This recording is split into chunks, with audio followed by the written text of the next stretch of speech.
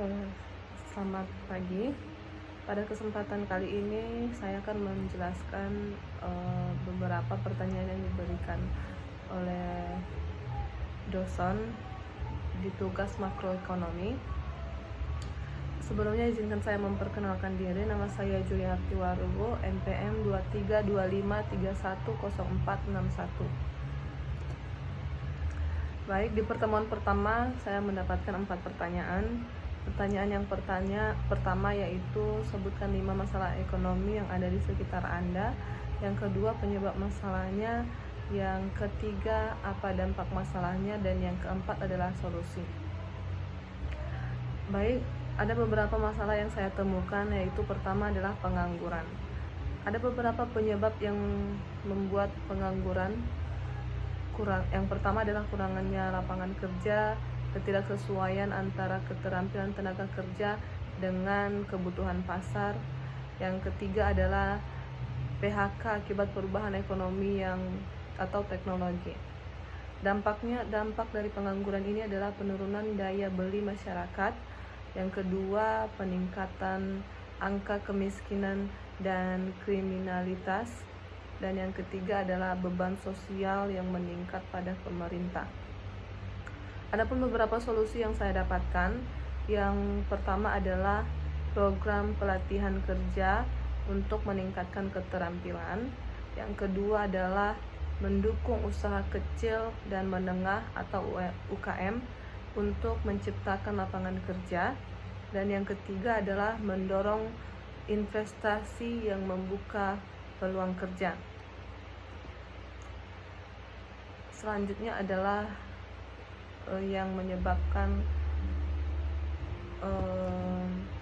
masalah ekonomi. Yang kedua adalah kemiskinan.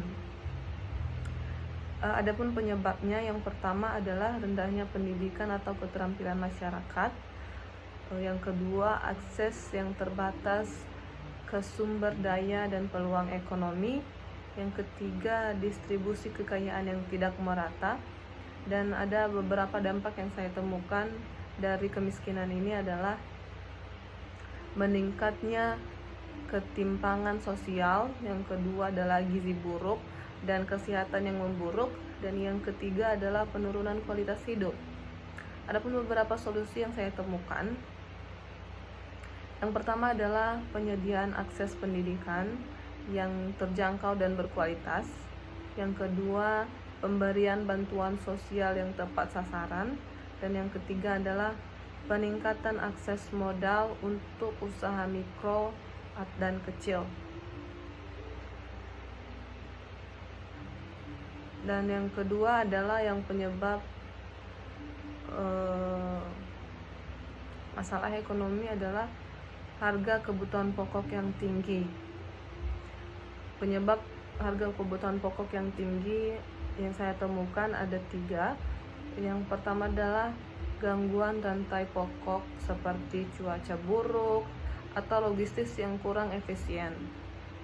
Yang kedua adalah ketergantungan pada impor bahan pangan. Yang ketiga adalah inflasi yang tidak terkendali. Baik, ada beberapa dampak yang saya temukan dari harga kebutuhan pokok yang tinggi ini. Yang pertama adalah penurunan daya beli masyarakat, terutama kelompok penghasilan rendah. Yang kedua adalah ketidakstabilan ekonomi rumah tangga. Adapun beberapa solusi yang saya temukan untuk menghadapi harga kebutuhan pokok yang tinggi ini. Yang pertama adalah meningkatkan produk lokal melalui subsidi dan insentif untuk petani. Yang kedua, memperbaiki infrastruktur logistik. Dan yang ketiga adalah mengontrol inflasi dengan kebijakan moneter yang tepat. Nah, itu beberapa solusi yang saya temukan. Dan yang keempat adalah kurangnya akses modal bagi UMKM. Nah, penyebab kurangnya akses modal bagi UMKM ini, yang pertama adalah masyarakat pinjaman yang terlalu ketat. Nah, kadang-kadang karena pinjaman yang terlalu ketat ini membuat masyarakat kurang Dan yang kedua adalah minimnya literasi keuangan di kalangan pelaku usaha kecil. Dan yang ketiga adalah ketergantungan pada pinjaman informal dengan bunga yang tinggi. Adapun dampak dari kurangnya akses modal UMKM ini, saya mendapatkan 3. Yang pertama adalah pertumbuhan usaha kecil terhambat. Yang kedua, sulitnya menciptakan lapangan kerja baru. Dan yang ketiga adalah ketidakstabilan ekonomi lokal.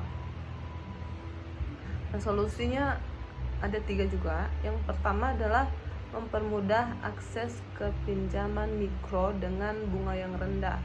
Yang kedua, memberikan pelatihan literasi keuangan. Dan yang terakhir adalah mengembangkan platform pembiayaan berbasis teknologi atau fintech.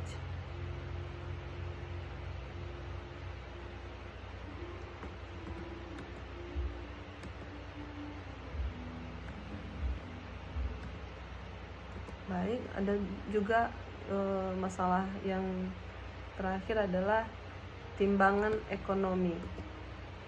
Penyebab ketimpangan ekonomi. Nah, ketimpangan ekonomi ini ada beberapa penyebabnya. Yang pertama, akses yang tidak merata ke pendidikan, kesehatan, dan pekerjaan. Yang kedua, sistem pajak yang kurang progresif. Yang ketiga adalah konsentrasi kekayaan pada kelompok tertentu. Dampaknya ada 3 juga, yaitu polarisasi sosial dan ketidakstabilan politik. Yang kedua, meningkatkan rasa ketidakpuasan di masyarakat. Dan yang terakhir adalah hambatan dalam pembangunan ekonomi secara menyeluruh. Nah, solusinya adalah reformasi sistem pajak untuk mendukung redistribusi kekayaan. Yang kedua, memperluas akses ke layanan publik yang berkualitas. Dan yang terakhir adalah mendorong kebijakan ekonomi inklusif. Baik, selanjutnya di pertemuan yang kedua ada 4 pertanyaan juga. Yang pertama adalah sebutkan jenis atau bentuk perekonomian Indonesia. Yang kedua, berikan penjelasannya. Yang ketiga, kritisi apa kelebihan dan kelemahan ekonomi Indonesia. Dan yang keempat, apa yang terbaik untuk ekonomi Indonesia dan buat alasannya. Nah, saya akan menjawab yang pertama dulu, jenis atau bentuk perekonomian Indonesia. Perekonomian Indonesia ini terbentuk ekonomi campuran, yang mana menggabungkan elemen ekonomi pasar atau kapitalis dan ekonomi terencana atau sosialis. Pemerintah memiliki peran penting dalam mengatur dan mengawasi perekonomian, tetapi sektor swasta juga diberi ruang untuk berkembang. Nah, penjelasannya dari perekonomian tadi adalah ekonomi pasar. Nah, sektor swasta memiliki kebebasan untuk menjalankan usaha, menentukan harga, dan bersaing di pasar. Contohnya adalah industri manufaktur, perdagangan, dan jasa yang didominasi swasta. Yang kedua, ekonomi terencana.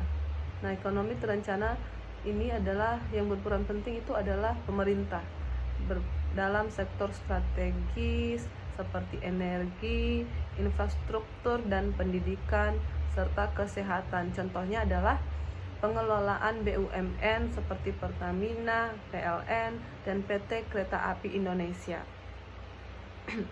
Yang terakhir adalah ekonomi kerakyatan, yang mana dalam praktiknya perekonomian Indonesia menekankan pada keberpihakan terhadap rakyat kecil seperti UMKM dan koperasi sesuai dengan Undang-Undang 1945 pasalnya yang ke-33 yang mengutamakan keadilan sosial.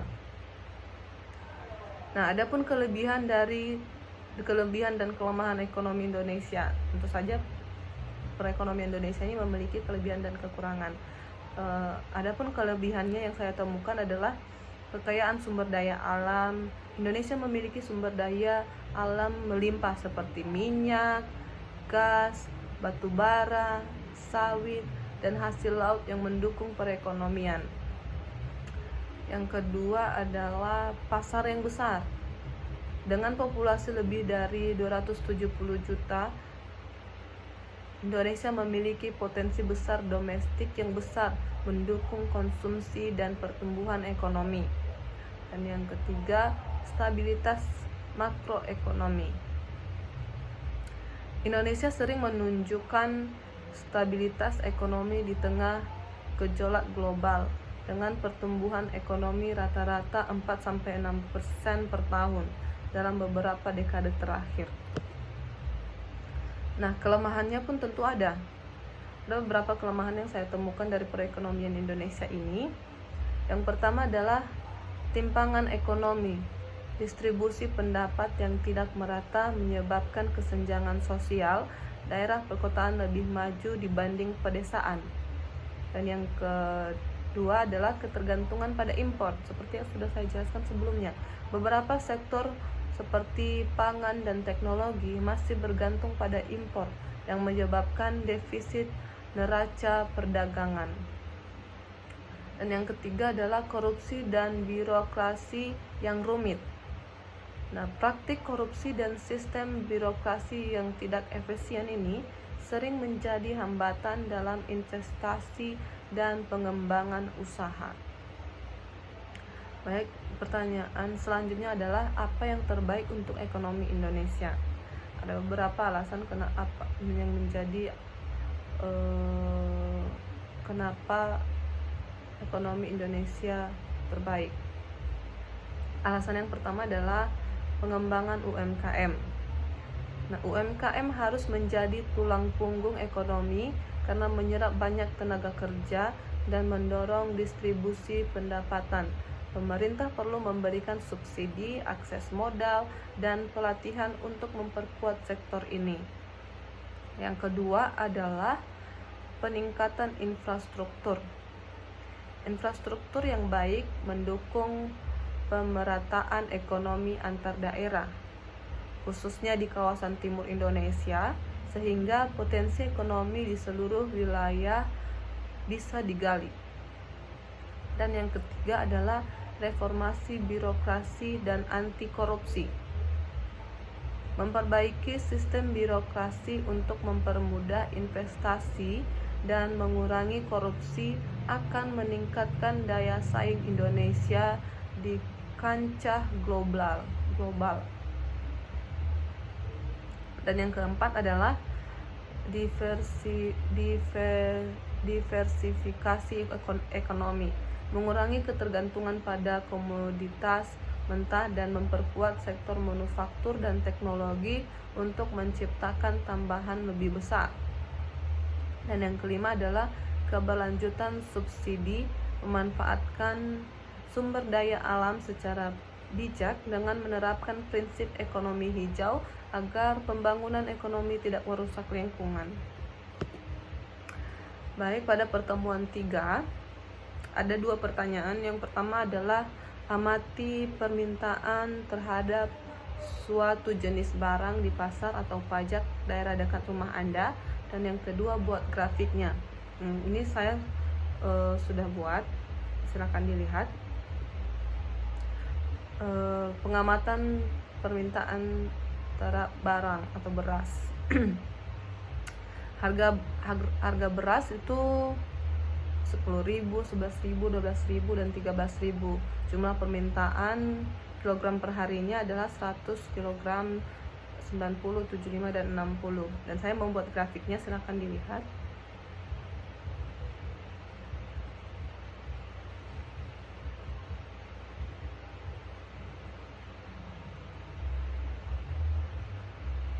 Ya, begitulah grafik yang saya temukan terhadap suatu pajak di sekitar saya, dan grafiknya saya sudah buatkan begitu.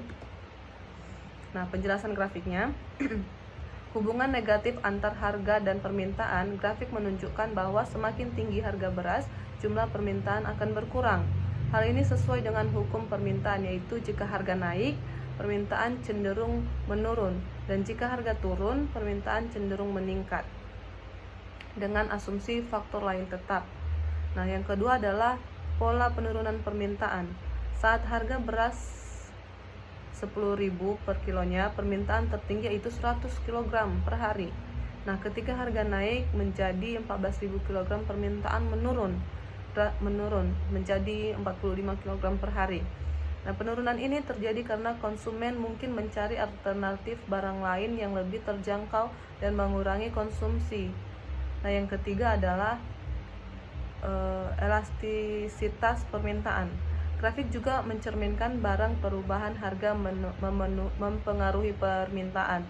Jika harga naik, misalnya dari 10.000 menjadi 11.000, permintaan hanya berkurang 10 kg saja. Namun pada harga yang lebih tinggi seperti 13.000 hingga 14.000 itu, permintaan turun lebih tajam seperti 15 kg per harinya. Hal ini menunjukkan bahwa permintaan mungkin lebih elastis pada harga tertentu. Nah, yang keempat adalah konteks ekonomi lokal. Dalam konteks pasar lokal, grafik ini juga bisa dipengaruhi oleh faktor lain seperti pendapatan konsumen, ketersediaan barang subsidi misalnya jagung atau singkong, dan yang terakhir adalah selera atau kebutuhan mendesak terhadap beras sebagai bahan pokok. Nah, demikian penjelasan saya tentang grafik yang tadi yang saya buat. Semoga mudah dipahami. Dan kita masuk pada tugas pertemuan 4. Ada 2 pertanyaan juga, yaitu amati permintaan terhadap suatu jenis barang di pasar atau pajak. Buatlah elastisitas permintaannya. Saya akan menjawabnya. Elastisitas harga permintaan mengukur seberapa besar perubahan jumlah barang yang diminta ketika harga barang berubah. Rumus elastisitas permintaan adalah ED sama dengan persen ACI dan sen. Nah, demikian ini penjelasan saya, bisa dilihat.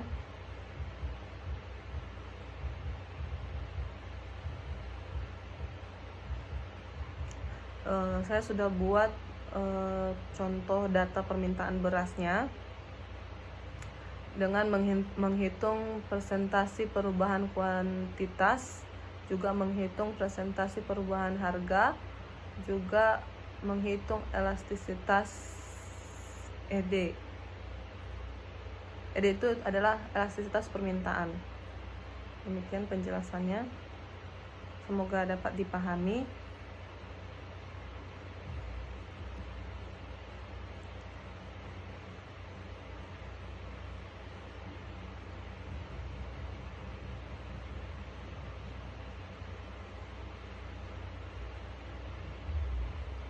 Sekarang kita masuk pada pertemuan yang ke-6. Ini ada pertanyaan kuis dan dijawab. Ini saya sudah jawab. Jadi dengan rumus elastisitas penawaran. Ini saya sudah jawab, silahkan dilihat.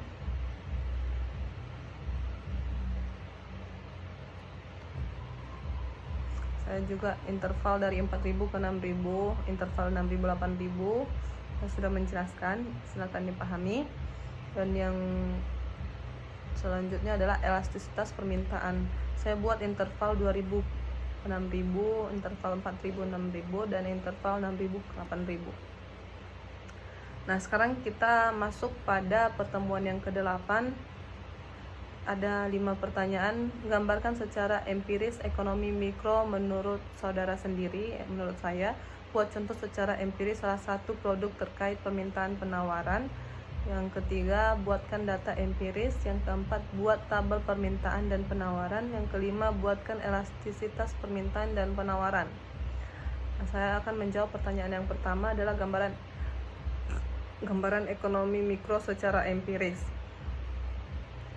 Ekonomi mikro adalah cabang ilmu ekonomi yang mempelajari perilaku individu rumah tangga atau perusahaan dalam membuat keputusan terkait alokasi sumber daya yang terbatas. Contoh empiris yaitu di pasar tradisional, harga cabai dipengaruhi oleh faktor permintaan dan penawaran.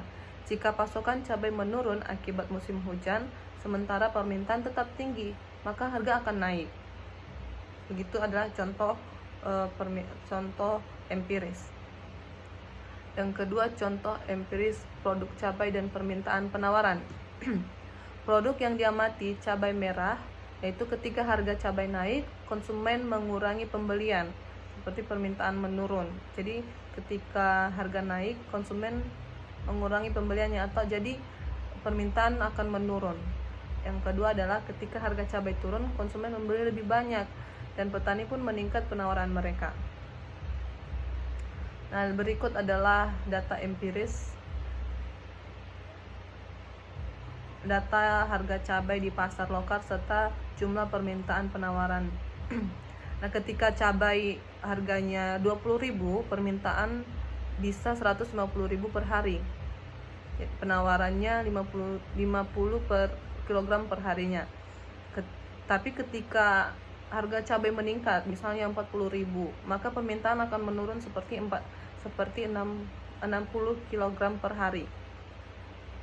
Tapi penawaran 150. Jadi permintaan itu tergantung pada harga cabai. Ketika harga cabai semakin meningkat, maka permintaan akan semakin menurun, seperti di tabel berikut. Nah, tabel permintaan penawaran cabai merah. Sama seperti penjelasan tadi. Permintaan ketika harga naik, permintaan menurun. Penawaran ketika harga naik, penawaran meningkat karena petani atau pedagang termotivasi untuk menjual lebih banyak. Perhitungan elastisitas permintaan dan penawaran. Ini berikut adalah perhitungan elastisitas permintaan dan penawaran. Ini bisa dilihat bahwa hitungan presentasi perubahan, saya membuat hitungan presentasi perubahan kuantitas, hitungan presentasi perubahan harga. Ini cara menghitung elastisitas permintaan ya. Saya sudah membuat hitungan presentasi perubahan kuantitas, hitungan presentasi perubahan harga, dan elastisitas permintaan. Sedangkan elastisitas penawaran caranya seperti ini, seperti yang di sebelah. Saya menghitung hitungan presentasi perubahan kuantitas dan elastisitas penawaran. Interpretasi elastisitas. Yang pertama adalah permintaan. Elastisitas permintaan ED sama dengan minus 0,8, menunjukkan bahwa permintaan tidak elastis, artinya konsumen tidak terlalu sensitif terhadap perubahan harga.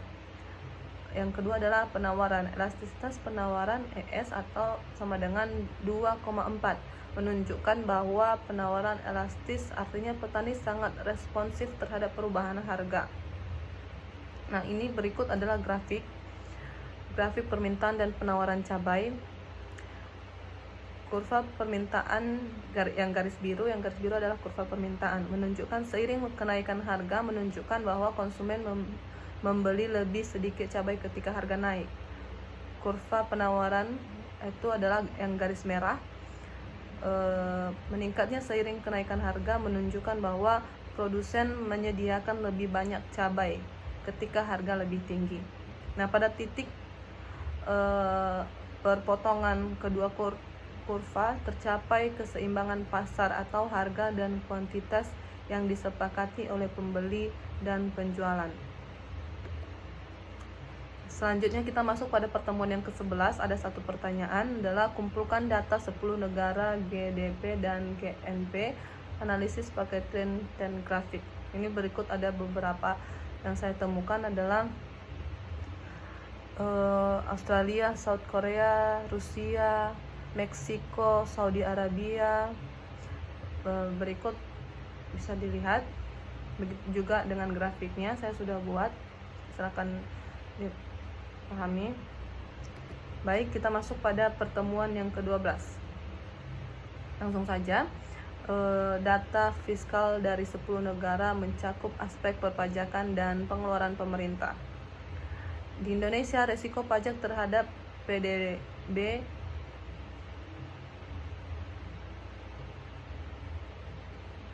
(9,91)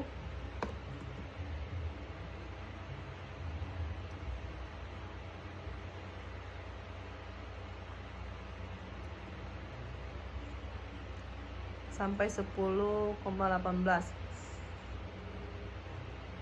pada tahun 2024. Penerimaan pajak diproyeksi mencapai 2.280,3 triliun hingga 2.355,8 triliun. Fokus pada reformasi fiskal untuk meningkatkan efisiensi pengeluaran pemerintah. Amerika Serikat, rasio pajak terhadap PDB sekitar 25%. Pengeluaran pemerintah fokus pada keamanan sosial pemerintah dan kesehatan. Jerman, rasio pajak 38% dari DPD, fokus fiskal menyediakan jaminan sosial, energi terbaru dan infrastruktur. Cina, rasio pajaknya 18% dari PDB, pengeluaran signifikan pada pembangunan infrastruktur teknologi. Sedangkan Jepang, rasio pajaknya sekitar 31% dari PDB, pengeluaran tinggi untuk jaminan sosial dan perawatan kesehatan karena populasi yang menua. Australia, rasio pajak sekitar 28% dari DPD, fokus pengeluaran pendidikan, kesehatan, dan pembangunan infrastruktur. India, rasio pajaknya 11% sampai 12% dari PDB, pengeluaran pemerintah berfokus pada subsidi kesehatan dan pendidikan. Saudi Arabia, rasio pajak rendah karena penerimaan utama berasal dari minyak. Pengeluaran fokus pada diversifikasi ekonomi dan proyek-proyek besar seperti NEOM. Brazil, rasio pajak sekitar 33% dari PDB, pengeluaran tinggi pada bidang jaminan sosial dan program bantuan. Yang ke-10 adalah Norwegia, rasio pajaknya sekitar 38% dari PDB, dan pendapatan pajak digunakan untuk mendanai program kesejahteraan sosial dan pengelolaan dana kekayaan negara. Penjelasannya, data ini menunjukkan bahwa perbedaan pendekatan fiskal berdasarkan kebutuhan dan prioritas masing-masing negara. Negara maju seperti Jerman dan Norwegia memiliki rasio pajak tinggi untuk mendukung sistem jaminan sosialnya. Sementara negara seperti India, Indonesia memiliki rasio lebih rendah karena ekonomi yang berkembang dan basis pajak yang terbatas. Kesimpulannya adalah pendekatan fiskal yang optimal bergantung pada tingkat pembangunan ekonomi, prioritas nasional, dan kemampuan administrasi fiskal. Negara-negara berkembang dapat fokus pada reformasi perpajakan untuk meningkatkan pendapatan, sehingga negara maju perlu menjaga keseimbangan antara pajak tinggi dan pertumbuhan ekonomi. Pertemuan ke-13 ada satu pertanyaan, apakah siklus ekonomi dapat diramalkan? Siklus ekonomi yang mencakup periode ekspansi dan kontraksi dalam kegiatan ekonomi suatu negara dapat diramalkan sampai batas tertentu, tetapi dengan berbagai keterbatasan. Kemungkinan untuk meramalkan siklus ekonomi: 1. Data historia dan tren ekonomi. Para ekonomi menggunakan data masa lalu seperti tingkat pertumbuhan PDB, inflasi, pengangguran, dan suku bunga. Untuk mengidentifikasi pola dalam siklus ekonomi, alat seperti indikator utama yaitu leading indicator, misalnya indeks manufaktur, angka investasi, atau data konsumsi, sering digunakan untuk memberikan gambaran arah ekonomi. Yang kedua adalah model ekonometrik dan algoritma model matematis seperti ARIMA atau Autoregressive Integrate Moving Average. Dan pendekatan berbasis pembelajaran mesin dapat menganalisis data yang kompleks untuk memperkirakan tren ekonomi. Yang ketiga adalah faktor psikologis dan sentimen pasar. Indikator kepercayaan konsumen atau bisnis sering digunakan untuk memprediksi perilaku di masa depan yang mempengaruhi siklus ekonomi. Keterbatasan dalam meramal siklus ekonomi yang pertama adalah ketidakpastian eksternal. Siklus ekonomi dipengaruhi oleh faktor yang sulit diprediksi seperti pandemi, perang, atau bencana alam. Contoh nyata adalah resesi global akibat COVID-19 yang tidak terdeteksi oleh sebagian besar model ekonomi. Kedua, efek kebijakan pemerintah. Keputusan fiskal dan moneter seperti perubahan suku bunga atau paket stimulus dengan mengubah arah siklus ekonomi secara tiba-tiba. Yang ketiga adalah asimetris informasi dan kompleksitas ekonomi. Ekonomi global sangat kompleks dengan hubungan yang saling terkait antar negara dan sektor ekonomi. Hal ini membuat prediksi menjadi tidak pasti dan seringkali hanya mendekati realitas. Yang keempat adalah kesalahan dalam data atau modal. Ketidakakuratan data dan asumsi yang tidak realistis dalam model dapat menghasilkan prediksi yang salah. Contoh kasus adalah krisis keuangan 2008. Banyak ekonomi gagal memprediksi keruntuhan pasar perumahan di AS karena ketergantungan pada data historis yang tidak memperhitungkan resiko derivatif keuangan. Resesi pandemi 2020 juga, pandemi COVID-19 menghentikan kegiatan ekonomi global secara tiba-tiba, mengindikasikan bahwa faktor eksternal dapat membatalkan prediksi yang sudah dibuat.